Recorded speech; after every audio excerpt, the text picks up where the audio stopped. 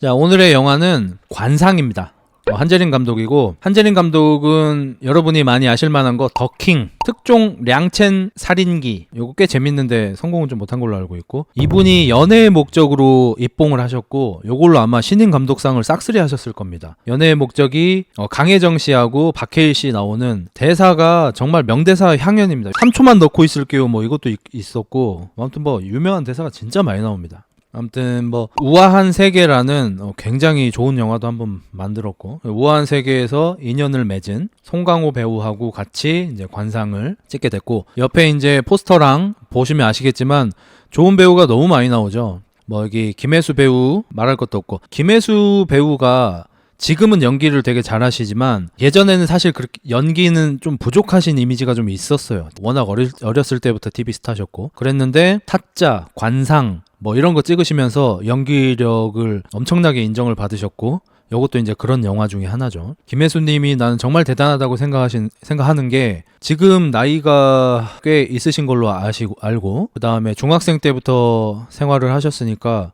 뭐 연예계 생활을 지금 30년 이상 하고 계신데, 뭐 어떤 사건 사고 하나 안 터지고, 또 우리 유해진 형님한테 또 은혜도 베푸시고, 뭐 이런 걸로 봤을 때 정말 좋은 인간이 아닌가. 영화를 시작하면은 이제 뭐 김혜수 배우하고 아래 것하고 같이 관상가 양반을 찾아 어느 어촌 시골로 가는 걸로 나오고요. 김혜수 누님이 약간 투덜투덜합니다. 뭐 이런 데까지 오냐, 뭐 관상가가 뭐 씨발 뭐 대단해봐야 대단해봤자지 뭐 이러면서 오르막길도 많고 이러니까 나 못 가겠다고 막 들어 누워버려. 그래서 이제 아래 것이 몸도 많이 허약해 배시는데, 김혜수 누님을 목마를 태우고 관상가 양말을 만나러 옵니다. 오히려 좋죠. 저 같으면은 3년간 뒤통수 안 씻습니다. 아무튼 그래서 이제 찾아가면 조정석 배우가 마중을 나오고, 지금은 조정석 배우가 이제 워낙 S급 배우가 되셨지만 이때는 그 납득이 비벼 막 그거 해가지고 이제 막 이름을 알린 딱 그런 상태. 거의 신인급 배우였어요. 그래서 한재림 감독도 신인급 배우라서 좀 망설였다고 하고, 저기 송강호 배우가 캐스팅 과정에서 납득이 씬을 되게 인상 깊게 보고 추천을 해서 하게 됐다고 하고, 근데 그럼에도 불구하고 이제 처음으로 미팅을 함께 하는데, 한재림 감독은 이제 이 조정석 배우를 좀 안 하고 싶었대요. 막상 실제로 봤는데 너무 하얗고 예쁘게 생기고 어리게 생겨서 안 하려고 그랬대. 근데 좀 그럴 만도 한 게, 이게 송강호 배우의 아들이 이종석 배우고, 이종석의 외삼촌으로 나오는 거예요. 근데 외삼촌 연배는 아니잖아 사실. 그러니까 조금 고민이 될 만도 했어. 그리고 이제 저는 개인적으로는 이종석 배우 캐스팅도 솔직히 좀 미스캐스팅이라고 생각하거든요. 이종석 배우가 제가 알기로 키가 187이에요. 조선시대 187이면은 관우의 환생이에요. 사실 관우보다 더 커. 올돌골이야. 구척이야 구척. 아니 진짜 뭐 이만한 새끼가 있어. 키가 너무 커 사극을 하기에는. 육룡이 나르샤에서 윤균상 배우가 무사무휴를 훌륭하게 소화를 하셨지만, 아무래도 이제 제 또래 분들은 아시죠. 뿌리 깊은 나무에서 세종대왕의 바디가드로 나온 조진웅 배우가 했던 무사무휴이 우리에게 각인이 돼 있죠. 그 유명했던 씬 중에 하나가 이제 세종의 아버지 태종 이방원이 세종을 되게 이제 잡들이를 좀 많이 합니다. 왜냐면 기대치가 많이 높았겠죠. 이제 그래서 갈구는 와중에 세종께서 이제 그래도 내가 왕인데 아무리 상왕이라고 해도 이렇게 하시면 됩니까? 한번 좀 개겼어. 되게 떨리는데, 송중기 배우가 했던 걸로 기억합니다. 이러니까 이방원이 이놈이 감히, 그때 이방원으로 나오셨던 배우가 여기 관상에도 나오는 백윤식 배우, 그때 송중기로 나오는 세종대왕을 강제적으로 궁으로 모시라고 한 거야. 하려고 하니까 무율한테 송중기가 소리를 치죠. 무율! 너는 목숨을 바쳐 왕을 뭐 지키겠다고 맹세하였느냐? 뭐 이렇게 물어보니까 무율이 속으로 존나 고민을 했겠죠. 이거 만약에 내가 여기서 개겨가지고 살아남으면은 세종 대왕님한테 엄청난 신임을 얻을 수 있지만, 만약에 조금이라도 이방원이 삔또가 나가면 내 모가지가 날아갈 건데 어떡할까? 무사무율 명을 받들겠습니다 해가지고 거기서 이제 점수를 따서 세종께서 말년까지도 이제 바디가드로 무휴를 썼죠. 그때 이제 조진웅 배우도 키가 워낙 크시고 덩치가 크시니까 그런 역할은 당연히 잘 어울리는데, 여기에서 이제 이종석 배우가 맡은 이 배역은 글 공부를 하는 이제 선비로 나오는데 좀 미스캐스팅이 아닌가 싶어. 김의성 배우가 10년 이상 연기자를 은퇴했다가 복귀작으로 선택한 게 이 관상입니다. 이 김의성 배우가 한명회 역할을 합니다. 한명회는 사실 좀 약은 사람으로 묘사가 좀 되어 있어요. 우리가 아는 컨텐츠들에서. 그래서 역대 한명회를 맡았던 배우들은 대체로 다 체격이 작은 분들이었습니다. 어디 한 군데 좀 이상이 있게 그려놨어. 옛날에 어떤 작품에서는 좀 한쪽 눈이 잘 안 떠지게 이렇게 설정을 했었고, 이번 한명회는 이제 목이 삐뚤어지게 설정을 했었고, 이런 식으로. 근데 사실 역사적인 사실에서 한명회는 실제로 칠삭둥이로 태어나서 어렸을 때는 자기 사지를 제대로 못 가눴다고 해요. 근데 크면서 정상적으로 돌아온 건 물론 일반 다른 또래 애들보다 덩치가 2배나 커졌다, 이렇게 기록이 실제로 돼 있어요. 그러니까 한명회는 사실 문무를 겸비한 애거든요. 등치도 엄청 크고 공부도 잘한 애예요. 근데 한명회라는 역할이 잔재주, 계략 이런 걸 많이 부리다 보니까 덩치가 큰 사람보다는 덩치가 좀 작고 어느 정도 야비한 느낌이 나는 배우들한테 좀 맡긴단 말이에요. 그래서 김의성 배우한테 찰떡이었죠. 김의성 배우는 우리나라에서 야비한 역할로 둘째 가라면 억울하죠. 우리가 유명해 봤던 거 부산행에서 이 새끼 물렸어! 이 새끼 눈깔 봐봐! 뭐 이거부터 시작해가지고 이런 역할 그냥 최적화야 그냥. 선역도 곧 잘 어울림. 아 그래? 난 모범택시에서 사실 김의성 배우가 언제 뒤통수 치나 기다리면서 봤었는데 언젠간 팔아먹을 것 같은데. 어쨌든 이제 관상가 양반을 만나게 되죠. 김혜수 배우께서. 그래서 만나서 뭐라 그러냐면, 내가 지금 뭐 서역인가? 에서 무슨 물건을 들여와서 팔 건데 장사가 잘 될 것 같소? 이렇게 물어봐요. 시험해보는 거죠. 사실 김혜수는 우리나라에서 최고 큰 기생집을 운영하는 오너고요. 옆에는 그 집사 같은 사람이랑 같이 온 거예요. 그래서 이제 관상가를 테스트해보는 겁니다. 우리가 전 보러 갔을 때도 막 그런 거 페이크 쓰는 분들 있잖아요. 이미 결혼을 한 사이인데 결혼 안 한 척, 저희 결혼하면 어떨까요? 이렇게 하면은 그 전 보시는 분들이 결혼 이미 하시지 않았어요? 이러면 오 이러고 보는 거고, 두 분이 내년쯤에 결혼을 할 것 같은데 이러면 에이씨 이러고 그냥 마는 거고. 그것처럼 이제 시험을 보는데 바로 알아채죠.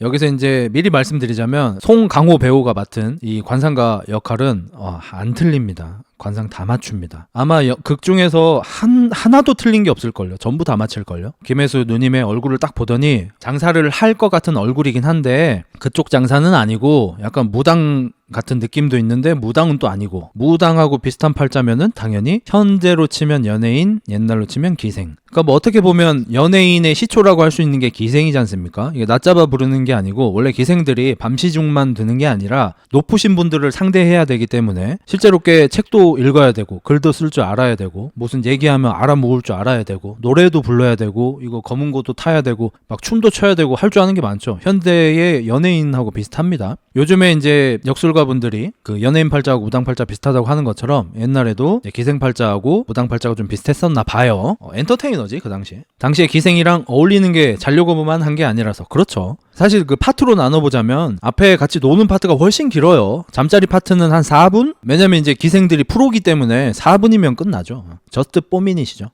아무튼 그래서 바로 알아보니까 이제 감탄을 해서 밑에 이제 집사분께서 너무 사극 톤으로 좀 얘기를 하셔. 한양에 무슨 기생집을 아시오. 사극 톤으로 하시니까 아마 내가 봤을 때 조정석 배우 애드립 같은데 조정석 배우가 거기 모르는 사람도 있어 이러면서 받아친단 말이야.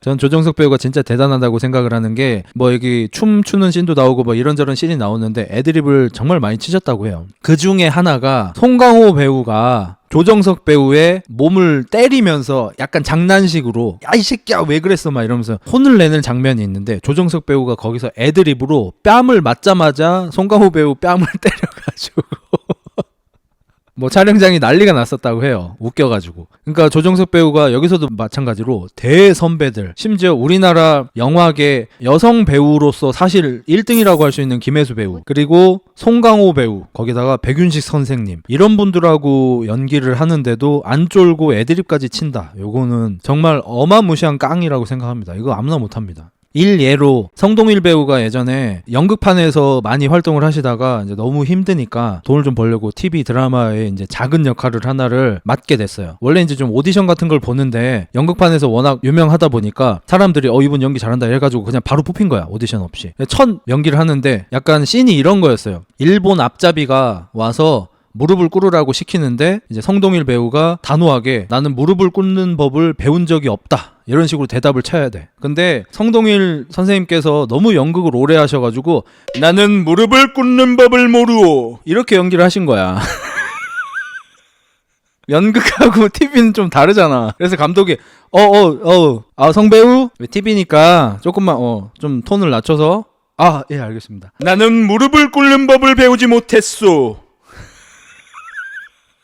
무대 저 뒤에까지 들려야 되니까. 아무튼 그래가지고 집에 가라 그랬대요. NG 몇 번 내고. 그래서 이제 뭐 요지는 그거예요. 우리 기생집에서 관상을 좀 봐라. 돈 벌게 해주겠다. 근데 이제 뭐 올라갈기 싫죠. 뭐 어떻게 믿어. 그냥 느닷없이 내려와서 모르는 사람이 너 나랑 일 하나 같이 하자. 지가 뭐 최민식이야 뭐야. 이렇게 얘기하는데 하겠습니까 여러분 같으면은? 근데 이때 김혜수 배우가 더럽게 치사한 방법을 쓰죠. 예. 가슴 쪽을 약간 오픈을 하고 치마도 제껴가지고 다리를 꼬면서 샤론 스톤을 해버립니다. 기생집에 왜 관상이 필요해? 뭐 이것저것 하면 좋죠. 샵인샵 같이. 뭐 기생집인데 관상도 좀 보고 하면 좋지 왜?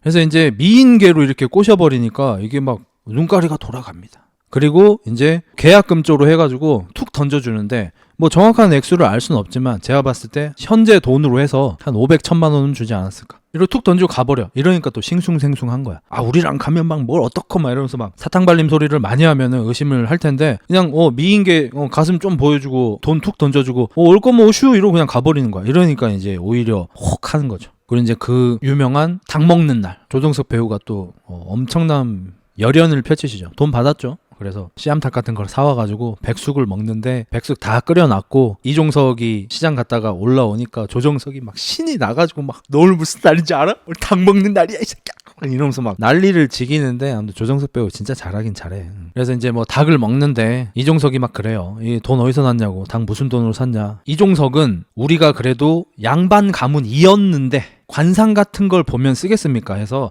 아빠가 관상을 보는 걸 굉장히 싫어해요. 실제로 이 가문은 옛날에는 꽤 잘 나가는 가문이었고요. 역적으로 몰려서 가문이 이제 거의 멸문이 돼버린 거야. 그래서 이런 어촌 시골에 짱 박혀가지고 살고 있는데 송강호는 먹고 살아야 되니까 관상을 배워서 사람들 관상을 봐주고 이러면서 이제 입에 풀칠하고 막 이러는 건데 이종석이 되게 싫어하고 그래서 표면적으로는 붓을 팔아요. 여기서 한세림 감독이 설정을 정말 똑똑하게 잘하신 것 같아요. 붓을 팔잖아. 그러니까 난 선비야. 공부하는 사람이야. 그러니까 붓 정도는 팔 수 있어. 심지어 방판이에요. 이종석이 시장에 가서 방문 판매하고 오는 거야. 근데 붓이니까 괜찮아. 약간 요런 느낌? 이종석이 근데 아까 시장에 갔을 때 또 문제가 좀 생기죠. 이제 붓을 이렇게 납품을 하고 이제 올라오고 하는데 옆에서 시끌시끌한 거야. 옛날에는 그 가게가 있으면 옆에 쪽방이 있잖아요. 쪽방을 이렇게 쓱 봤더니 어떤 아녀자가 겁탈을 당하고 있는 거예요. 심지어 관리한테. 그래서 못 참고 내 이 새끼를 이러면서 이제 따지러 가려고 하는데 사장님이 막아. 안 돼. 미쳤어. 저 사람 관리요. 어찌 이걸 두고 본단 말이오. 제발 이러면 내가 죽소. 이러면서 막 하지 말라고 막 빌어. 이종석이 참아. 야, 이 아저씨는 지금 자기 와이프가 겁탈당하고 있는데 안 말리고 싶겠냐? 아저씨가 부탁한 걸 새끼가 저게 이씨. 미쳤어? 조선시대면 NTR이 개발되기 전이라고 이씨. 근데 이제 괜히 나댔다가 다 죽으니까. 그러니까 여기서 이종석의 캐릭터가 나오는 게 나대. 아니 자기 혼자 그런 일을 봤어. 그러면 저렇게 하는 걸 이해를 해. 근데 여기 남편이 있어. 이 아저씨의 와이프가 안 좋은 일을 당하고 있어. 근데 아저씨가 하지를 말래. 근데 지가 나대냐고. 근데 또 키는 이만해 또. 그래서 나는 여기 이종석 배우가 되게 미스캐스팅이라 생각을 하는 거야.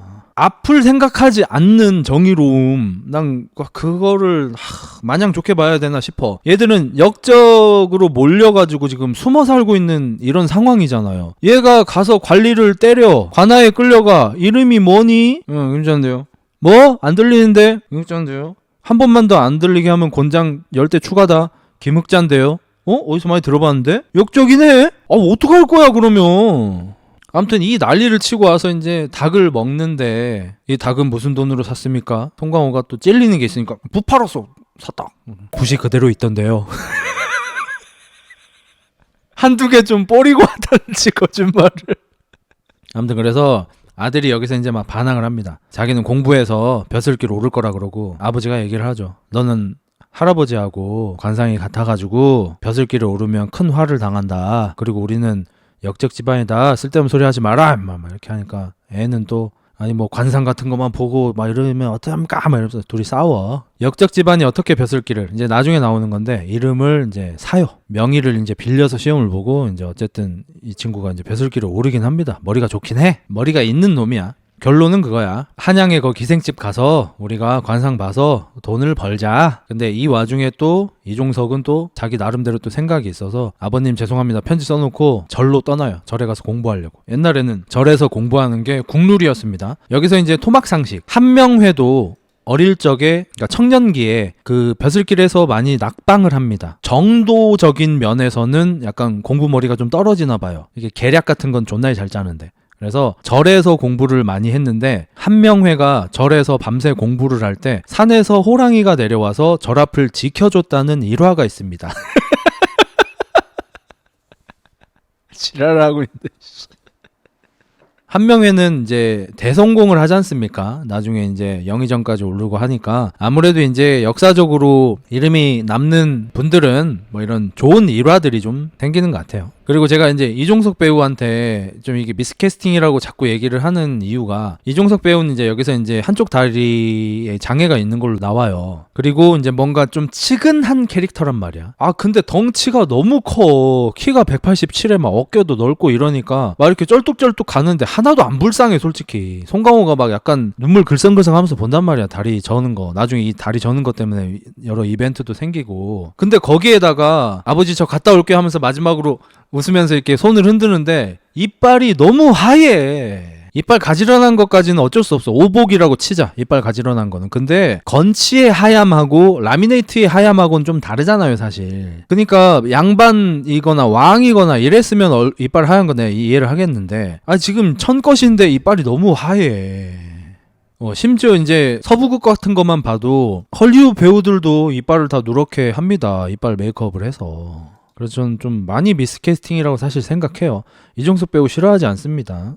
조정석 배우하고 송강호가 이제 그 서울 기생집으로 가니까 엄청난 환대를 해줍니다. 막 기생을 한 열 몇 명을 데려오고 막 거의 수라상 같이 막 밥상을 차리고 막 술 먹고 유명한 막 각기춤 추고 여기서 한재림 감독이 춤추는데 알아서 춰보라고 하니까 조정석 배우가 갑자기 각기춤을 췄대요. 팝핑 같은 걸 춰버린 거야. 그래서 좀 놀랐대. 근데 한재림 감독이 한번 모니터링 해보더니 괜찮네 해가지고 송강호 배우도 따라서 췄다고 합니다. 기생들하고 놀고 어쩌고 저쩌고 다음날 일어나 보니까 거의 노예 계약. 해 뜰 때부터 해 질 때까지 관상을 봐야 돼. 그게 무슨 말이오 하니까 어제 술 처먹고 사인 다 했어.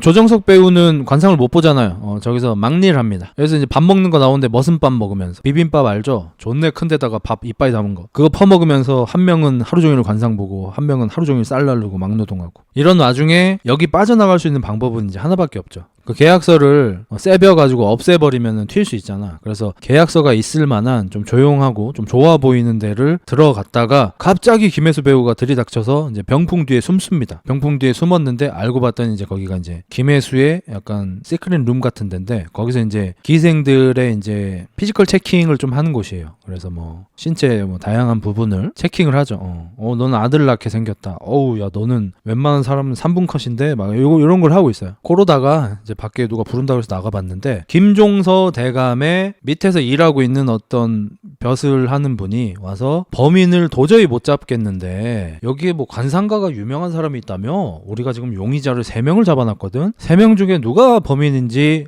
관상가 양반이 와서 좀 알려달라 이거예요. 어디서 범인을 띄엄띄엄 잡고 있어 이 새끼가. 야 너는 경찰 배지 한 10개 달고 있냐 이 이런 소리 들을 만한 일이죠. 아니 X발 무슨 범인을 관상가 보고 잡으래. 아무튼 그래서 가보니까 3명이 이제 이미 뒤지게 쳐맞았고 고문도 오지게 했어. 네가 죽였냐 해가지고 얼굴을 딱 봤는데 아니야. 쓱 나와가지고 남편을 봤어. 남편을 딱 보자마자 송강호가 왜 죽였어? 이러니까 그 사람이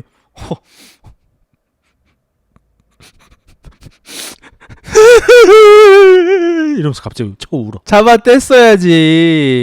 이제 능력을 인정받죠. 김종서 대감이 이때 아마 우의정인 걸로 알고 있어요. 현재 이제 뭐 나르는 새도 떨어뜨린다는 그 정도의 이제 권세가 있는 분이고, 이분이 세종대왕 시절에 우리나라의 이제 북동쪽 태조 이성계가 요동 쪽으로 이렇게 방어를 하던 뭐 그런 장군이셨지 않습니까? 여기 김종서 대감은 요 반대편 여기 사군육진 거기 요 오른쪽을 방어하던 거란족하고 뭐 많잖아요. 거기 방어를 하던 장군이에요. 그러니까 요런 지식이 없는 분은 나중에 이제 김종서 대감이 공격을 받을 때, 아니 나이 70 먹은 양반이 공격을 당하고 있는데 수양대군이 그걸 보면서 쫄아가지고 막 이렇게 하는 장면이 있단 말이에요. 왜 좀? 이렇게 될 수도 있어, 사실. 왜냐하면 김종서 대감은 어마어마한 장군님이셨어요. 이제 그런 역사적 배경이 있으면 이제 그런 게 이해가 쉽겠죠. 그래서 이제 고분 밑에서 얘기를 이렇게 좀 나눠보니까 김종서 대감이 이제 굉장한 근심이 하나 있는 거예요. 여기서 이제 아셔야 되는 게, 김종서 대감이 현재 권력이 가장 강한 정치인이지 않습니까? 근데 현재 왕이 위독하셔. 세종대왕의 장남이신 문종이 왕위에 오른 지 2년이 채 안 됐는데 지금 오늘 내일 하셔. 근데 이 문종의 아드님이 이제 12살이야. 이러니까 문종의 형제들이 마치 조선의 건국 과정처럼 태조가 그랬던 것처럼 혹시나 형제나 조카를 제끼고 왕이 되고 싶은 사람이 혹시 있을까봐, 재방송이 될까봐 너무 근심이 되는 거야. 그래서 김종서는 그거를 막아야 돼요. 근데 그걸 막으려면은 일단 조정을 내 사람들로 채우는 게 가장 좋지 않습니까? 그래서 조정의 사람들을 뽑는데 좀 관상을 보고 뽑고 싶다 이거예요. 그래서 실제로 있는 정식 벼슬은 아니겠지만 벼슬아치들, 관직하고 있는 사람들 얼굴 보고 얘 괜찮은 놈인지 좀 알아봐라 막 이렇게 맡긴 거예요. 그래서 이제 송강호가 기가 막히게 잡아내죠. 엄청 청렴결백하게 생긴 사람인데 저 사람 좀 구린 냄새가 납니다 해가지고 집을 뒤져봤더니 세금 안 내고 막 삥땅 친 거 엄청 나오고, 저 사람은 뭐 술을 너무 좋아해가지고 저 자리에 어울리지 않고 막 이러면서 막 그냥 백발백중입니다. 엄청 잘해. 그래서 이제 이름을 점점 이렇게 드넓히다 보니까 수양대군 쪽에도 이제 들어가 버려요. 수양대군은 김종서를 최고의 이제 적으로 생각하고 있었고, 김종서 쪽에 뭐 관상을 엄청 잘 보는 사람이 있대. 물론 이제 과학 시대에 살고 있는 우리 입장에서는 그게 뭔데 뭐 이렇게 하겠지만, 옛날에는 심지어 왕들도 다들 비공식적으로 역술인을 두고 뭐 운세 같은 걸 막 보고 했을 정도로 옛날에는 동양이나 서양이나 다들 좀 이런 미신을 많이 믿었잖아요. 근데 관상 잘 보는 사람이 있다고 하니까, 안 그래도 수양대군 쪽에서는 큰 일을 도모하고 있는데 우리 관상을 보고 우리가 무슨 일을 할지 맞춰버리면 좀 불안할 수도 있잖아. 그래서 송강호를 없애려고 하다가 이제 한 번은 운으로 실패합니다. 이런 와중에 김종서가 왕한테도 추천을 해요. 이 친구 내가 지켜봤는데 관상을 정말 잘 봅니다. 이러니까 왕이 불러. 문종으로 김태우 배우가 나오는데, 여기서 이제 잠깐 산식 알려드리자면, 이제 문종께서 보위하고 2년 만에 돌아가시다 보니까 병약한 이미지가 있어서 많은 컨텐츠들에서 많이 약한 분들이 캐스팅이 됐어요. 근데 실제로 문종은 태조 이성계가 생각날 정도로 엄청나게 덩치가 크고 잘생기고 수염이 막 멋있게 나 있고 막 이런 기록이 있습니다. 그리고 문무를 겸비했다고 합니다. 그러니까 세종대왕께서 왕위에 너무 오래 계셔가지고 문종이 왕이 됐을 때 이미 나이가 좀 있어요. 30대인가 그래. 그러니까 뭐 왕 2년 하고 돌아가셨다 이러니까 뭐 마치 뭐 24살 때 왕 된 다음에 2년 뒤에 돌아가신 것 같지만, 실제로는 30대에 왕이 되셨고 2년 뒤에 돌아가셨고 막 이래요. 실제로는 이제 문종이 만약에 오래 살아 계셨으면은 수양대군이 그런 일을 절대로 도모하지 못했을 거다 이런 말이 있는 게, 존나 쫄았다고 해요, 수양이. 그리고 이제 수양은 어렸을 때 기질이 좀 자랑하기를 좋아하고 좀 나대기를 좋아하고 이런 기질이 좀 있어서 세종께서 수양대군한테 너는 옷을 좀 크게 입어라 라고 얘기를 하셨을 정도였대요. 그게 뭔 상관이냐 하니까, 옷을 크게 입어야 움직임이나 행실을 할 때 조금 사람이 느긋해진다 이거예요. 너는 너무 좀 빨빨거리고 나대니까 그것 좀 고쳐라 이거죠. 돌려 얘기를 하는 거죠. 그래서 뭐 역사 기록에도 있대요. 수양대군이 옷의 품이 너무 커서 우스꽝스러워서 뭐 궁녀들이 웃었다 뭐 이런 기록이 있다고 합니다. 근데 왕이 이 관상가를 불러서 네가 관상을 아무리 잘 봐도 어떻게 미래까지 알 수 있겠느냐 이러면서 약간 꼬집습니다. 그래서 삐진 채로 집에 가요. 근데 집에 와서 있는데 밖에가 소란스러워서 나가보니까 사람이 막 한 10명 정도가 와 있는 거야. 조정석이 뭐 하는 게요? 관상 보는 시간 지났어. 밤늦게 이게 무슨 무례요? 이러니까 송강호 배우가 문을 열고 온 사람의 얼굴을 확인하자마자 왕께서 직접 오셨어요. 하는 얘기가 아까는 다른 신하들이 다 보고 있으니까 내가 너한테 말을 못했다. 나는 옛날부터 관상 존나 믿었어. 나 원래 이런 역술, 관상 너무 좋아해. 브라보. 근데 사람들이 보고 있으니까 말을 못한 거야. 내가 너한테 미션을 줄게. 내가 지금 오늘 내일 해. 근데 내 아들이 지금 12살이야. 그럼 내가 내 아들한테 왕위를 물려주고 나면은 불안하겠냐 안 하겠냐? 하겠지. 그러니까 내 아들의 왕위를 탐낼 만한 새끼들의 관상을 보고 나한테 알려줘. 요런 왕의 특명이 내려집니다. 그래서 이제 일이 너무너무 커지죠. 송강호가 첫 번째로 한 일이 뭐냐? 태종의 초상화를 보러 갑니다. 왜냐면 태종이 형제를 죽이고 왕이 됐으니까. 문종 입장에서 우리 할아버지긴 한데 우리 할아버지가 형제 둘을 죽이고 왕이 되셨단 말이야. 영모지. 그래서 네가 영모를 꾀하는 사람들의 관상을 네가 모를 거 아니냐. 본 적이 없는데 책에도 안 나오지. 우리 할아버지 초상화 보자. 해가지고 송강호가 궁궐에 가서 태종의 관상 초상화를 보고 저것이 역적의 관상이군. 학습 완료! 해서 이제 머리를 쓴 게 왕께서 신하들한테 그림을 하사하신다. 그림을 하사하러 가는 관직자인 것처럼 해서 왕위를 뺏을 확률이 있는 사람들의 관상을 확인하고 그걸 이제 왕이나 김종서 대감한테 이제 보고를 하게 됩니다. 그래서 이제 일단 뭐 벼슬아치들 몇 명 가서 보고 확실히 영화는 영화로 봐야 된다라고 느낀 게 여기에 이제 수양대군의 동생이 나옵니다. 안평대군도 관상을 보러 갑니다. 근데 송강호 배우가 얘기를 하죠. 뭐 예술적 기질이 뛰어나고 감성적인 분이다. 한마디로 인프피다. 전양반 인프피라서 영모 못해. 살생을 못해. 이러니까 문종께서 추억에 잠기더니 안평은 어려서부터 벌레 하나도 죽이지 못했었지. 이러면서 넘겨요. 근데 이제 실제 역사에서는 안평대군도 조금 있었어요. 수양대군이 존나 급발진을 한 이유가 김종서하고 안평대군이 둘이 같이 힘을 좀 합치는 전략을 좀 취했고 그것 때문에 수양대군이 이러다가 내가 뒤지겠다 해가지고 좀 한 면도 좀 있어요. 그러니까 이 영화에서는 마치 수양대군만 굉장히 악한 걸로 나온단 말이에요. 근데 솔직히 정치에 그런 게 어디 있습니까? 그리고 실제로 안평대군은 우리 조선 역사에서 가장 글씨를 잘 쓰는 거의 타자 치듯이 쳐버리는 탑2로 나오십니다. 한 명이 이제 한석봉, 한 명이 안평대군. 그래서 명나라에서 사신이 오면은 안평대군의 그 글귀를 꼭 받아가려고 엄청 노력을 했대요. 그렇게 귀해서 글을 너무 잘 써가지고. 아무튼 그래서 이 사람 저 사람 보러 가고 이제 다 뭐 별 볼 일 없고요. 그래서 왕한테 이제 전하고 이제 마지막으로 이제 수양대군을 보러 가죠. 수양대군의 관상을 확인을 하는데 거의 마치 뭐 쥐새끼 관상입니다. 그래서 수양대군 보고 왔는데 뭐 족도 없던데요? 약간 이런 느낌으로 말해요. 왕은 이제 그 얘기를 듣고 약간 안심하시면서 돌아가십니다. 여기서 이제 한명회가 계략을 쓴 거죠. 관상가가 보러 다니니까 역적의 관상일 수도 있잖아, 수양대군이. 그래서 다른 사람을 수양대군인 척하고 보입니다. 근데 이때 뭐 송강호 배우하고 이제 이종석 배우가 궁궐에서 만나는 씬도 있습니다. 네가 여기 왜 와? 약간 이런 거죠. 얘가 이제 이름을 빌려서 벼슬이 됐어요. 어차피 된 거 열심히 해라. 이제 이러고 헤어지는데 왕께서 승하하시고 상중인데 수양대군이 사냥을 갔다가 이제 돌아온다는 거야. 그걸 이제 보러 같이 가자는 거야. 김종서가. 김종서한테 송강호가 얘기를 하죠. 수양대군 저번에 봤는데 족밥이던데요? 이러니까 백윤식 배우가 김종서가 약간 화를 냅니다. 어리석은 관상의 관도 모르는 내가 봐도 수양대군은 역적의 관상이야.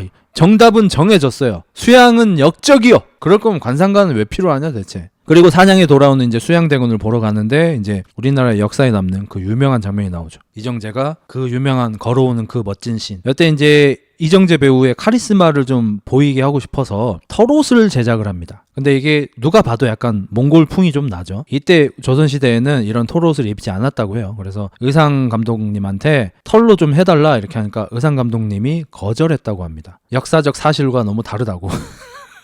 이거 굉장히 프로페셔널 하신 분이죠. 그래서 감독님께서 사정을 해가지고 형! 그냥 한번 좀 넘어가자!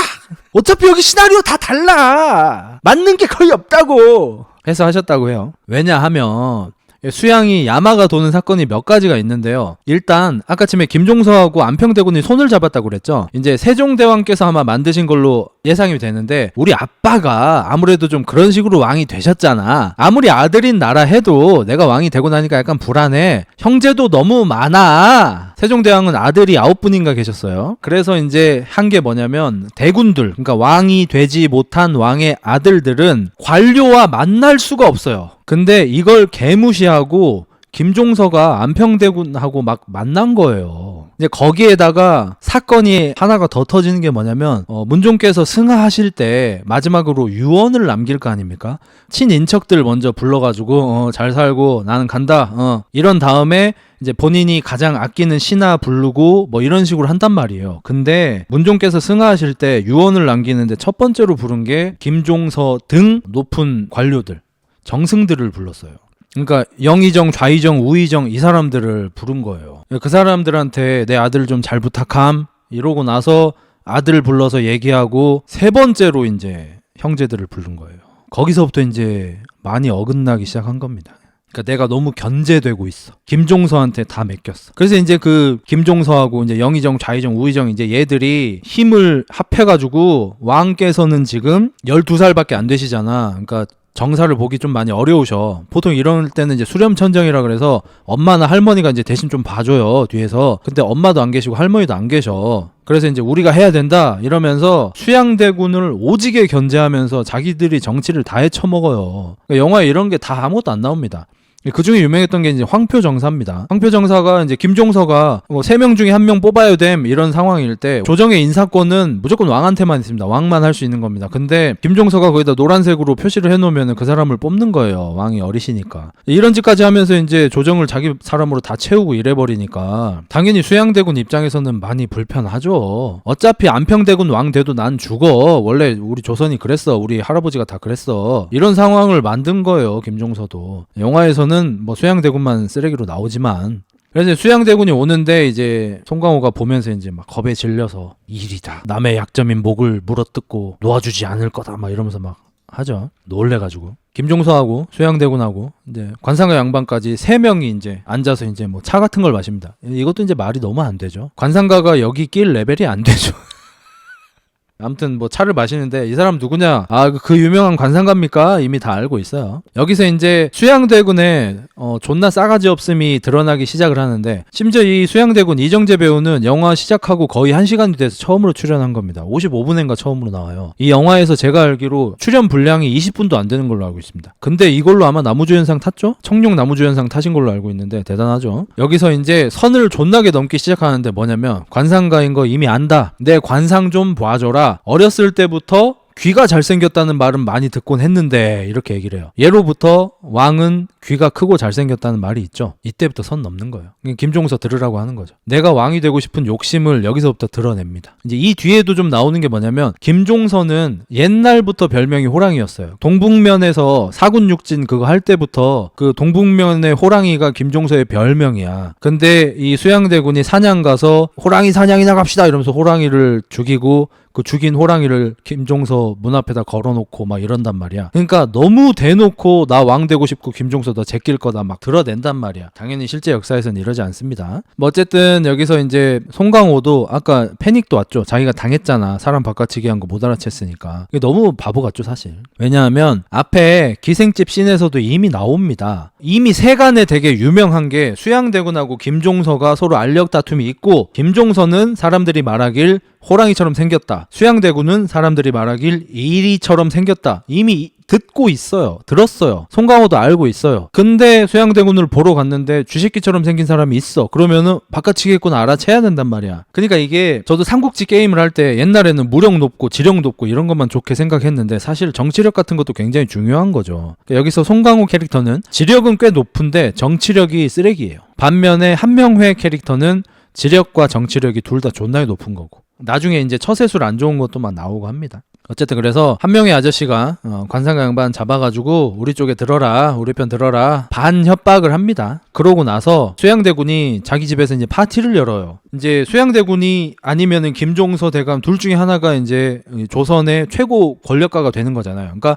파티를 열면 알랑방구 끼는 놈들이 얼마나 많겠습니까? 수양대군 파티에 사람이 엄청 많아. 문전성시라고 하죠. 그때 이제 수양대군이 술 먹으면서 이제 옷을 갈아입는데 왕의 옷을 입습니다. 존나 선 넘은 거죠. 이제 여기서 그 이정재 배우의 몸이 좀 노출이 되는데 복근이 일단 굉장하시죠. 몸짱 1세대가 이정재 배우세요. 여러분은 진짜 모르실 텐데 90년대부터 이정재 배우는 몸이 좋았어요. 90년대에는 뭐 없어. 차인표 가슴, 이정재 복근 이 두 가지로 설명됩니다. 그래서 여기 나와서 이제 역술인이 여자분이 한 분이 나와가지고 막 알랑방구를 껴요. 막 성군이 되실 거다 막 이러면서 막 하는데 갑자기 칼을 뽑아서 그분을 죽여버립니다. 수양대군이. 정확하게는 수하가 죽이는 거긴 한데 나는 네가 김종서의 수하인 걸 알고 있었다 이러면서 알고 봤더니 이제 스파이예요. 관상가도 지금 여기 파견이 나와 있는데 서로 모르는 채로 서로 이중 스파이로 지금 역술인도 여기 와 있는 거야. 이게 이미 알고 있어. 수양이 죽여버려요. 놀라운 사실 여기서 죽는 여자 역술인은 악마를 보았다의 간호사입니다.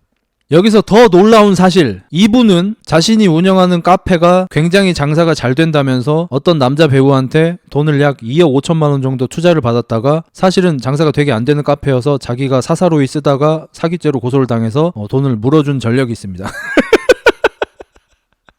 그래서 여기 이제 들키니까 이분이 반역의 길을 걷지 마라 막 이러면서 막 옳은 소리 하다가 이제 돌아가셔요. 사람들이 이런 걸 보고 쫄고 관상가 양반 와 있으니까 수양대군이 가서 칼을 이렇게 어깨에 딱 대고 어이 관상가 양반 내가 왕이 될 상인가 이게 여기서 나옵니다. 근데 여기서 대답을 안 해요. 나중에 김혜수가 따져. 아니 그거 그냥 왕이 될 상이라고 말하면 되지 왜 대답을 안 하냐고 나까지 쫄려서 죽는 줄 알았다 이러면서 김혜수가 따져. 나도 완전히 같은 생각입니다. 아니 그냥 말 좀 해주면 어디 덧나냐? 내가 왕이 될 상인가? 암요 왕이 되실 상이옵니다. 이거 좀 못하냐? 그리고 나서 김종서한테 가가지고 왕 될 거라 그러니까 좋아하던데요 이러면 되는 거 아니야. 언제 될지도 봐드릴까요? 관상가인데 어디까지 가냐. 아이고 신령님이 안 오시네 안 오시네 안 오시네. 이제 돈봉투 들어오면 아유 오신다. 만약에 한명회한테 비비려면은 여기서 어떻게 써야 되냐면 왕이 될 상이신데 한 가지 문제가 있다. 뭐냐 이렇게 물어보면은 주변에 당신이 왕이 되는데 걸림돌이 하나 있다. 목 비틀어진 자를 조심하시오. 이런 거 한마디 흘려야지. 독을 풀어야지. 야 저쪽에서는 별짓거리 다 하는데 무슨 전공법으로 이걸 하냐. 그러니까 여기서 마치 허투루라도 역적한테 왕이 되실 상이라고 말을 못 해주는 것처럼 나오잖아. 이러니까 마치 되게 지조를 지키고 못된 짓은 안 할 것 같은 것처럼 나오잖아. 근데 이 영화의 하이라이트가 뭐냐면 관상 서적에 역모를 일으키는 자들은 여기 뭐 이마 쪽인가 점이 이렇게 3개가 난대. 그래서 지금의 왕 단종께서 관상을 안 믿으시니까 이정재가 수양대군이 자고 있을 때 몰래 여기다가 점을 만들어요. 그래서 단종이 그 수양대군의 점을 보고 믿기 시작하는 거야. 스켈레톤 키처럼. 어차피 지들도 사기치는 거 아니야. 여기서 이제 수양대군이 단종을 뭐 죽이려는 시도까지 나옵니다. 이 영화를 만들 때 원래는 수양대군하고 이 단종의 씬이 좀 훨씬 많이 있었대요. 실제로 수양대군이 단종을 조카로서 좀 아끼는 씬들이 있었고 그래서 여기서 수양대군이 독바늘로 암살을 하려다가 도저히 못해서 이제 안 하게 되는 이 씬이 이제 좀 설득력이 생기는 건데 분량상 그 씬을 좀 삭제했다고 해요. 그 독침을 하려다가 실패를 하고 그게 들키고 이때 이제 또 수양대군이 그 명나라 사신으로 갔다 옵니다. 얼마 갔다 오더라? 3에서 6개월 갔다 오는 동안 수양이 없을 때 책략가 한명회를 찾자 해가지고 수양대군의 집도 뒤지고 뭐 이러는데 못 찾아요. 왜냐면 한명회는 머리 꼭대기에 있습니다. 모든 걸 다 알고 있어요. 그래서 이제 점 만들기를 해서 수양대군이 그 풍토병을 앓고 오거든요. 명나라 갔다가 병을 앓고 와서 비몽사몽해요. 잠자고 있는 사이에 피부 껍데기 쪽에다가 살짝 돼지피를 3방울을 똑똑똑 이렇게 해가지고 가짜 점을 만듭니다. 우리도 이제 여드름 같은 거 났을 때 잘못 짜거나 막 긁어버려서 피가 살짝 나면 그게 점으로 변하는 경우가 있잖아요. 약간 그런 건 것 같아요. 그래서 이제 그걸 끝내고 나서 단종도 수양대군의 그 점을 보게 되고 막 놀래서 관상책을 빨리 가서 보니까 역적들이 여기 점이 3개가 나 있다 이거 이렇게 해서 주변에 있는 그 신하들한테 너는 누구의 명으로 내 옆을 지키고 있냐 이렇게 물어보니까 수양대군이 여기 있으라고 했다. 그러니까 단종이 내 주변 막 사람들이 전부 수양대군의 사람들인 거야. 여기서 이제 놀란 거야. 실제로는 김종서가 자기 사람들로 존나게 채웁니다. 그 황표 정사를 통해서. 그리고 이제 여기 영화에서 송강호의 아들 이종석 배우가 엄청난 똥을 싸게 되죠. 왕과 나이가 어린 관료들이 이제 회의를 하는 뭐 그런 게 있나 봐요. 빨간 옷 입은 새끼들이 있으면은 말을 못 꺼내니까 나이가 어린 청색 옷 입은 사람들하고만 이렇게 회의를 하는 그런 시간이 있나 봐. 그때 이제 이종석 배우 캐릭터가 손을 들더니 황표정사라는 게 있다. 그것 때문에 관리를 한마디로 뭐 그냥 뭐 친한 사람 다 뽑아준다. 그리고 내가 거기에 뽑혔던 사람 중에 한 명 아는데 그 사람 옛날에 시장에서 어떤 사람 안에 겁탈하던 나쁜 새끼다. 막 이러면서 황표정사 안 좋은 거 같다. 뭐 이래. 아, 발 좀 가만히 좀 있지.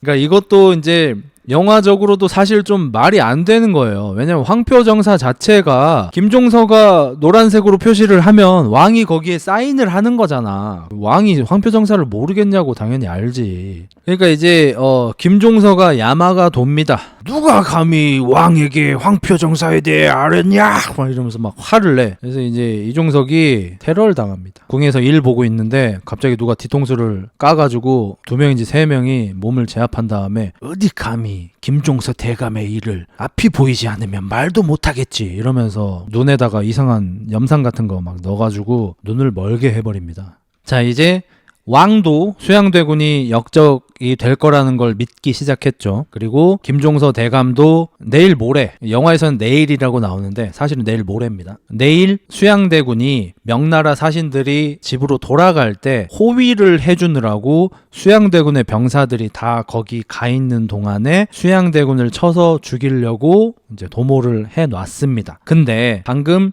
이종석이 눈을 테러를 당했잖아요. 그래서 조정석 배우 역할, 이종석의 외삼촌이죠. 얘가 못 참아요. 수양대군을 찾아가서 내일 명나라 사신들이 갈 때 병사를 보내지 마시오. 왜? 이러니까 그걸 틈타서 김종서가 수양대감을 칠 것이오. 다 일러요. 그리고 조정석이 얘기합니다. 대신에 우리 형님 송강호 배우, 그다음에 이종석 배우 이 2명 좀 잘 좀 봐달라. 내가 원하는 건 그것뿐이다. 무릎 꿇고 빌어요. 그리고 이정재가 내 약속하마. 약속까지 해요. 그리고 이제 그날 바로 김종서 집에 가서 이제 그 유명한 이제 계유정난이 펼쳐지죠. 계유년에 발생한 정난이라는 겁니다. 정난은 정당한 난 같은 거예요. 그러니까 나라에 역적이 생겼을 때 역적을 처단하는 걸 정난이라고 한다고 하더라고요. 근데 이게 아무래도 이 수양대군의 역사의 승자다 보니까 정난이라고 자기가 이름을 붙이지 않았을까 싶어요. 이제 조정석이 송강호한테 와서 얘기하죠. 자기가 다 얘기했다. 그러니까 송강호 그러죠.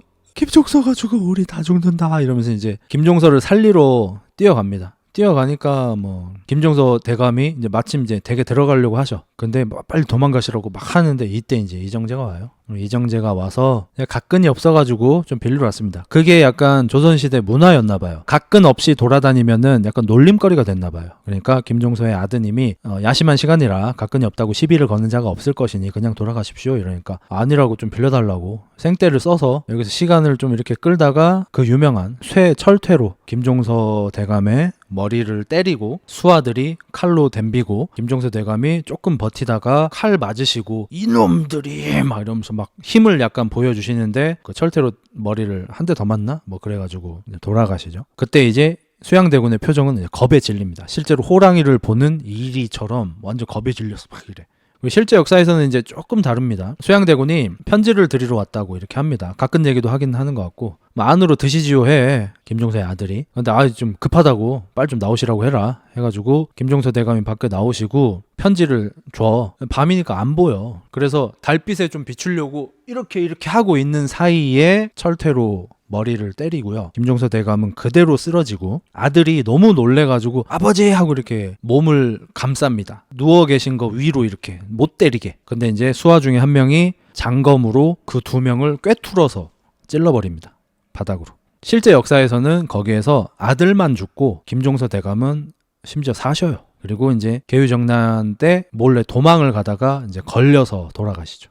진짜 인자강이신 것 같아요. 흰수염 같은 느낌이죠. 얼마나 김종서 대감을 무서워했는지가 드러나는 거예요. 수양대군이 심지어 자기 수하들도 막 이렇게 데리고 오고 얘들도 다 싸움 잘하는 애들이고 이런데 70 먹은 노인인데도 바로 공격을 하면은 안 될 수도 있다고 판단을 해서 그 편지 페이크를 쓴 거예요. 방심하게 한 다음에. 그러니까 그 정도로 경계를 많이 했던 것 같아. 그리고 나서 이제 계유정난이 시작되죠. 그 유명한 살생부 같은 걸 한명회가 이제 쓰고요. 한마디로 이 조정 관리들 중에서 죽일 놈 살릴 놈을 한명회가 다 정해놨어요. 그래서 왕이 특명을 한다. 신하들 당장 와.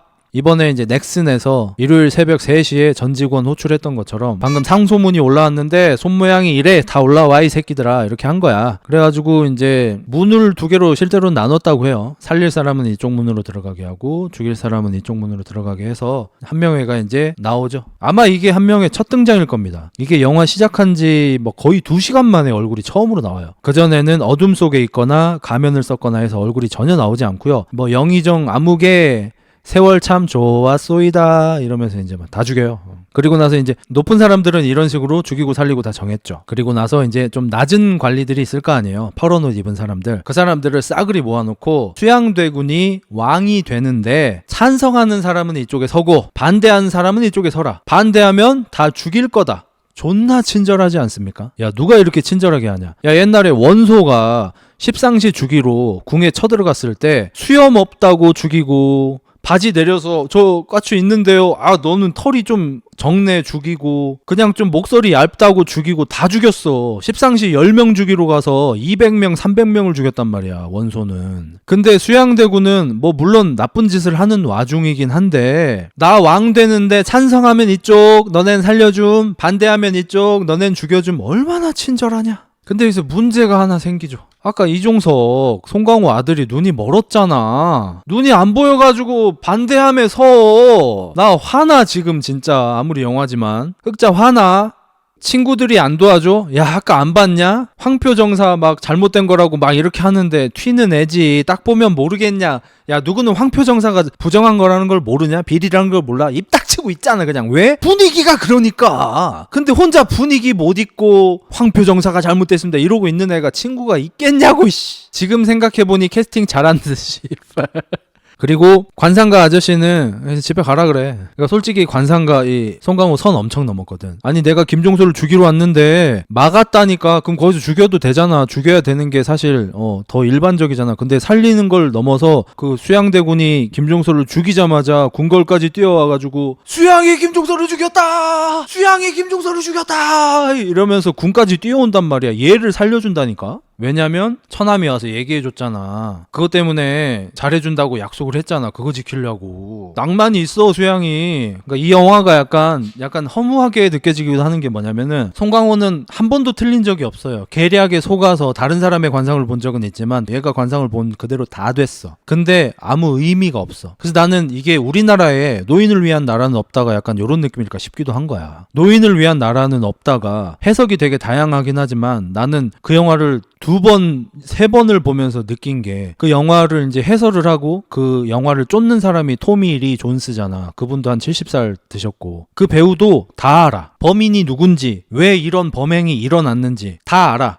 근데 아무것도 할 수 있는 게 없어. 그래서 그냥 쫓아다니기만 해. 여기 관상도 마찬가지. 관상가는 다 알았어. 근데 할 수 있는 게 없어. 아무것도 못 바꿨어. 그래서 이제 여기서 이제 뭐 맥없이 이렇게 있는데 그 아까 수양대군이 왕이 되는데 반대를 한 사람들을 이제 처형장 같은 데로 이제 끌고 가나 봐. 거기를 보니까 자기 아들이 있는 거야. 수양대군도 거기 있고. 이건 이제 영화적 설정이긴 하지만 말이 아예 안 되죠, 이건. 수양이 여기 왜 있어? 왕위를 지금 찬탈하려고 난을 일으킨 사람이 난이 성공을 했어. 근데 내가 왕이 되는데 반대를 한 죄인들을 호송을 하는데 거기 수양대군이 왜 따라 나와? 할 일이 얼마나 많은데. 그리고 역사적으로도 말이 안 되는 게 이제 역사적 사실로는 이제 단종은 2년 동안 이제 보위에 계시죠. 그리고 2년 뒤에 수양이 압박을 해서 왕위를 받는 거잖아. 근데 왕의 상징이 이제 옥쇠잖아요. 왕께서 내가 너무 나이가 어려서 국정을 잘 못 돌보니 삼촌인 수양대군에게 왕위를 넘기겠다. 옥쇠 하달식 같은 걸 한 거예요. 그때 수양대군이 마마 절대로 받을 수 없습니다. 신이 어찌 왕이 됩니까? 못 받습니다. 명을 거두어 주시옵소서. 거듭 사양을 합니다. 이때 그 옥쇠를 수양대군한테 전달을 하던 어떤 사람이 있었어요. 걔가 이걸 갖다 주는데 울어. 손을 발발 떠면서 울어. 그래서 수양이 빡쳐서 한참 째려봤대. 기록에 있답니다. 이를 악물고. 그리고 수양이 옥쇠를 받는데 꽉 쪄서 잘 안 놨대.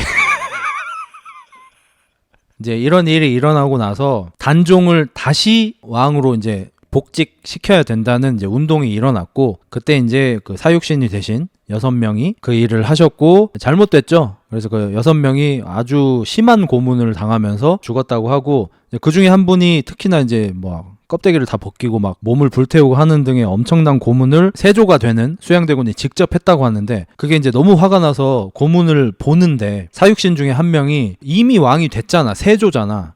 근데 계속 내 날이 뭐 이렇게 한 거야. 비아냥된 거죠. 그래서 세조가 직접 네가 지금 나한테 전하라고 하면은 고통 없이 죽여줄게 이렇게 얘기했는데, 그건 안 되죠 날이, 이래가지고 뭐 껍데기 다 벗기고 난리 났었다고 합니다. 근데 그때 이제 원래는 성산문하고 함께 신숙주도 같이 칠신이 됐어야 하는 거죠. 근데 성산문하고 신숙주가 대판 싸웁니다. 성산문은 단종을 다시 복직시켜야 된다. 그리고 신숙주는 이거예요. 정말 크게 보면 우리나라를, 이 조선을 잘 살게 만들어야 하는데 지금 왕도 계속 바뀌고 왕권도 약해지고 백성들은 힘들고 배고프고 이런 상태지 않냐. 그러니까 너무 왕이 누구냐를 신경 쓰지 말고 우리가 할 일을 잘해서 백성들이 살기 좋은 나라를 우리가 만들면 되지 않냐. 이게 신숙주가 한 얘기예요. 그래서 역사적으로는 신숙주가 배신자인 것처럼 나오지만 서로 입장 차이가 있는 거죠. 근데 저는 신숙주를 좀 이해를 하는 게, 송강호 배우가 나중에 맡게 되는 그 변호인이라는 영화를 보면 마지막 재판씬에서 곽도원 배우가 그러는 거야. 나는 국가를 위한 일을 했다고, 나는 애국자! 막 이러면서 막 소리를 지르니까 송강호가 야마가 돌아가지고 당신한테 국가가 뭡니까? 이렇게 물어보니까 곽도원이 그래. 국가가 누군지 몰라!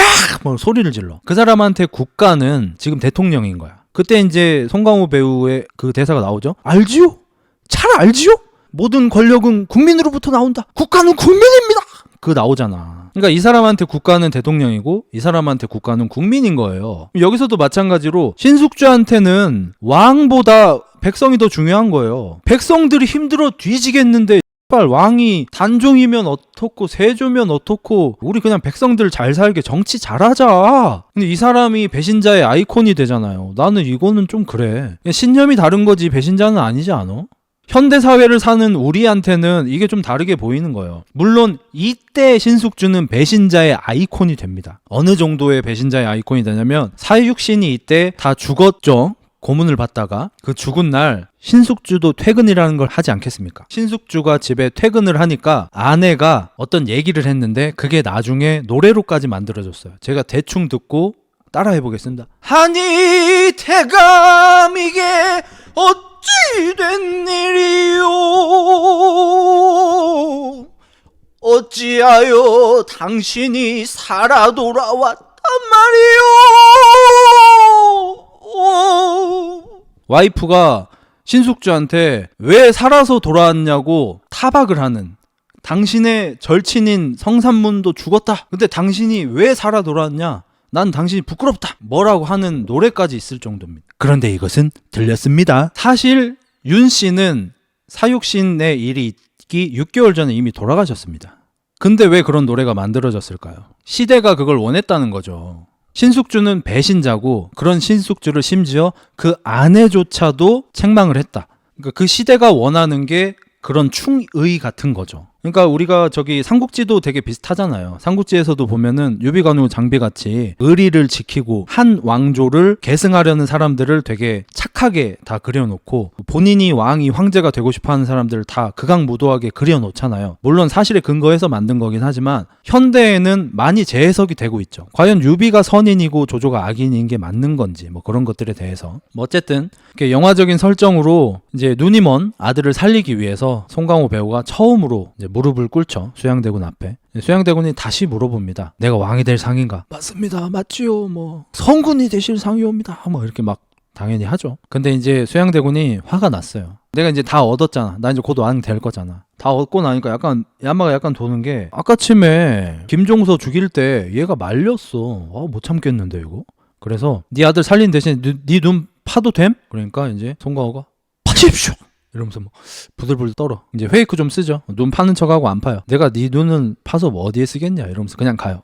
그냥 가는 척 하더니 수양대군이 이건 진짜 좀 선 넘었다고 생각을 하는 게, 이러고 그냥 갔잖아. 아들이랑 같이 이렇게 걸어가고 있었는데 잠깐만 이러면서, 이거 조금 이상한데? 야, 내가 왕이 되기 전에 왕이 될 상이라고 해야지 왕이 되고 나서 왕이 될 상이라고 하는 게 뭔 의미가 있냐? 이러더니 갑자기 활로 쏴요. 자기 상 봐줬으니까 상값은 지름새 이러면서 활로 쏴. 그리고 이제 화살을 쏘고 이제 옆에서 카메라 앵글을 써서 마치 송강호 배우가 화살에 맞는 것처럼 나오지만 아들을 죽입니다. 송강호 배우가 이제 정말 슬프게 울죠. 동물의 소리가 나면서. 이제 그러고 이제 씬이 넘어가서 이제 세월이 조금 지났고 김혜수 배우가 또 이제 자기 아랫사람이랑 같이 송강호를 찾으러 옵니다. 그냥 뭐 잘 지내는지 그냥 보러 온 것 같아요. 뭐 별건 아니고. 근데 이때 이제 조정석 배우가 말을 못해요. 낚시하고 있는데 말을 못해. 송강호 배우가 얘기했거든. 목젖이 커가지고 너는 화를 주체 못해가지고 실수를 한다 뭐 이런 얘기를 했었거든. 그래서 이번에 자기 때문에 이종석이 죽고 나서 목젖을 자기가 칼로 이렇게 자르려고 하다가 목소리를 잃습니다. 그리고 이때 김혜수는 이제 혼자 온 건 아니고 한명회랑 같이 와요. 한명회가 와서 하는 얘기가 이제 뭐 대충 다 정리가 되고 이러니까 이제 내 사람이 아닌 사람을 좀 구별을 해야 되지 않습니까? 그때 송강호의 관상 실력은 압도적으로 좋죠. 그래서 와서 좀 우리 도와줘라. 이런 시골에서 썩으면 되겠냐. 그러니까 송강호가 얼굴도 안 쳐다보고 그냥 붓 만들면서 갑자기 바다를 쓱 보더니 자기는 파도만 바라보려고 했지 바람을 읽지 못했다. 이런 얘기를 합니다. 그러니까 파도가 사람의 관상이고 이제 바람이 뭐 시국 같은 거겠죠. 그런 얘기를 하면서 아무리 높이 올라간 파도도 언젠가는 내려온다. 이런 얘기를 하면서 한 명의 얼굴을 딱 보더니 목이 잘릴 팔자요. 이러면서 끝나. 그리고 이 영화가 사실은 시작할 때 되게 나이가 많아 보이신 할아버지가 누가 자기 목 자르러 온다고 막 약간 노망난 것처럼 막 칼부림 막 부리고 하던 그런 씬이 있거든. 사실은 그분이 다른 배우가 이제 연기를 하셨지만 한명회고, 한명회가 죽기 전까지 이 관상가가 목이 잘릴 팔자라고 한 것에 이제 긁혀가지고 평생 그 걱정을 하면서 산 것으로 나오고, 이제 많은 사람들이 이제 이 장면을 보고 약간 속이 시원하다고 얘기를 하죠. 마치 이제 참교육이 된 것처럼. 그런데 사실은 들렸습니다. 근데 한명회는 이제 왕을 4명을 모시면서 엄청난 권세를 누리다가 73세까지인가 살죠. 그럼 목은 언제 잘리냐? 돌아가시고 나서 연산군이 한명회의 묘를 파서 목을 자릅니다. 부관참시를 당하는 거죠. 아무리 높은 파도도 언젠간 떨어진다 뭐 이런 얘기를 하면서 마치 한명회가 그런 식으로 나쁘게 권력을 얻었지만 언젠가는 이렇게 떨어지게 돼 있다, 이런 뭐 이렇게 참교 같은 걸 알려주고 싶었던 것 같지만, 나는 글쎄 난 좀 동의가 많이 안 되긴 했어. 내가 이 영화를 처음 봤을 때는 감독의 연출 의도 그대로 이해를 했고, 최근에 다시 봤을 때는 전혀 동의가 안 됐어. 그럼 너네 같으면 한명회처럼 평생 엄청난 권력을 누리다가 죽고 나서 부관 참시되는 인생이 과연 참교육 당했다고 할 수 있는 거야? 나는 참교육 당했다고 생각하기가 많이 어렵더라고. 이게 매관매직 같은 거 뭐 중국 쪽에서도 이때 우리나라에서도 많이 있었다고 하잖아. 그러면은 매관매직을 하면은 결국에 걸려서 그 관직을 내려놔야 한다고 치자. 그러면 두 가지 선택지가 있겠죠. 매관매직을 하지 않는다. 옵션 2번, 매관매직을 하고 나서 최대한 빠른 시간 안에 내가 쓴 돈의 몇 배를 빨고 나온다. 이때 오히려 나쁜 짓을 하는 애들은 후자를 선택할 거란 말이야. 실제로도 그랬고. 그럼 이런 영화를 보고 어차피 이런 짓을 안 저지를 만한 성향을 가진 사람들이나 그래 한명회 부관참시 당했지 꼴 좋다 이러면서 뭐 좋아할 수 있겠지만, 어차피 그런 짓거리 할 새끼들은 한명회 개꿀인데 이럴 것 같거든. 그래서 나는 그것 때문에 약간 기분이 나빠졌어. 그래서 한명회는 이때 나중에 심지어 이제 세조하고 기싸움도 한번 하고 사돈도 맺고 존나 잘 나가요. 왕이 4명이 바뀔 때까지. 그리고 우리가 알 수 있는 결론은 흐름이 바뀌면 갈아타야 오래 살 수 있구나. 갈아탄 새끼들은 존나 잘 살았어. 이제 여기서 이제 참교육 뭐 이런 거에 대해서 이제 자꾸 말을 만들고 싶겠죠. 어쩔 수 없죠. 시대가 그걸 원하니까. 거기서 나온 게 뭐냐면은 세조가 사실은 왕일 땐 굉장히 불행했다 이거야. 그 중에 하나가 이제 그 피부병이죠. 아마도 이제 명나라 갔을 때 얻은 거일 수도 있고, 아니면은 세종도 이제 종기 때문에 많이 힘드셨다고 하니까 어떤 유전병일 수도 있다고 생각하는데, 유전병으로 보는 역사학자들이 좀 많죠. 뭐 세조가 꿈을 꿨는데 단종의 엄마, 그러니까 세종대왕의 처가 중전이 나오셔가지고 네가 감히 내 아들을 죽여? 너도 똑같이 만들어줄 거고 너도 막 불행하게 만들 거다 이러면서 세조한테 침을 뱉었는데, 일어나서 그 침을 뱉은 자리를 보니까 종기가 나 있었고 그 종기가 썩어서 엄청난 악취가 진동을 했다 뭐 이런 내용이 있대요. 그래서 나는 보면서 이게 결국 힘이 없는 사람이 할 수 있는 거는 이런 망상 대위밖에 없는 건가 이 생각이 들면서 오히려 난 존나 씁쓸했어. 그리고 여기서도 이제 중요했던 게 세조가 왕위를 찬탈한 거잖아요. 조카를 결국엔 죽이고 안 죽이고 왕을 받았는데 한 2년쯤 있다가 조카도 이제 죽입니다. 그러면은 우리나라는 그때 명나라한테 왕이 되면 왕이 됐다고 허락을 받아야 돼요. 명나라에서 왕으로 인정을 안 해주면은 왕이 안 됩니다. 그럼 세조는 왕위를 찬탈을 했잖아요. 근데 왕으로 어떻게 인정을 받았을까요? 그때 이제 명나라의 영락제가 세조랑 똑같이 조카를 죽이고 왕이 된 사람입니다. 그래서 둘이 좀 이렇게 좀 이야기가 잘 통하지 않았을까 그런 느낌이 좀 있는 거고, 그리고 세조도 영락제하고 똑같이 왕이 됐기 때문에 이제 명나라 입장에서는 뭐 인정을 안 해주는 게 좀 애매하지.